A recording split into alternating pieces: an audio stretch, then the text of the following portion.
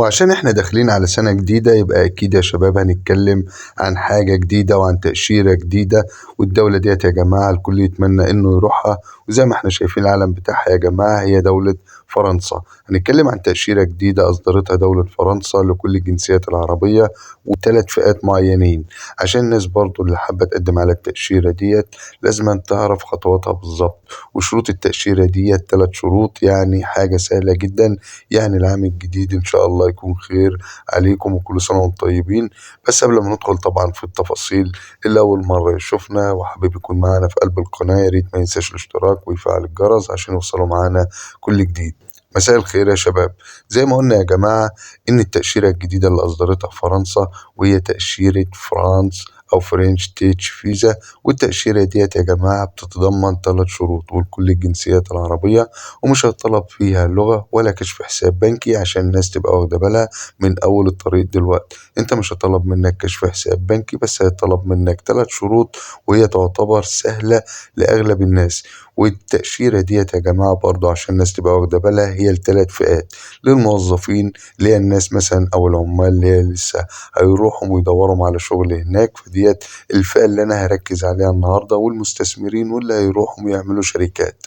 بس الفئة اللي طبعا هنتكلم عليها النهاردة هي فئة الناس اللي هي مثلا راح تشتغل في قلب الشركات، فليها ثلاث شروط. يعني لو انت راجل بتدور على تأشيرة سهلة لفرنسا فدي تعتبر أسهل تأشيرة، وهتديك إقامة هناك في قلب البلد لمدة 4 سنوات. يعني مفيش أسهل من كده. والتأشيرة تقدر تاخدها زي ما قلنا بثلاث خطوات. أول شرط فيها إن أنت تقدر تجيب عقد عمل. أول حاجة إن أنت تحصل على عقد عمل ويكون على الأقل لمدة 3 شهور. وناس طبعا هتبدأ تتلخبط إزاي أجيب عقد عمل. عقد العمل ده يا جماعة أنت لو ليك صاحب أو قريب هناك ممكن يعمل لك عقد عمل في أي شركة. لو هو ليه مثلا شركة هناك أو ليه أي مصلحة هناك وليها سجله مثلا في قلب البلد زي سجل تجاري الكلام دوت، يقدر يصدر لك عقد عمل لمدة 3 شهور. ويثبت في عقد العمل برضو يا جماعة الراتب السنوي، يعني التوتال خلال السنة إن أنت هتقبض مثلا 40,000 يورو. دي الحد الأدنى بالنسبة لأول شرط، يبقى إن أنت تحصل على عقد عمل لمدة 3 شهور. تاني حاجة إن يكون متضمن في قلب عقد العمل ده يا جماعة الراتب السنوي اللي هو 40,000 يورو. تاني شرط برضو يا جماعة إن أنت تحصل على التوقيع من صاحب العمل على العقد. يعني العقد اللي هو هيبعته لك سواء كان صاحبك أو قريبك أو صاحبك جايب لك عقد مثلا من شركة معرفة له، إن هو يكون موقع عليه.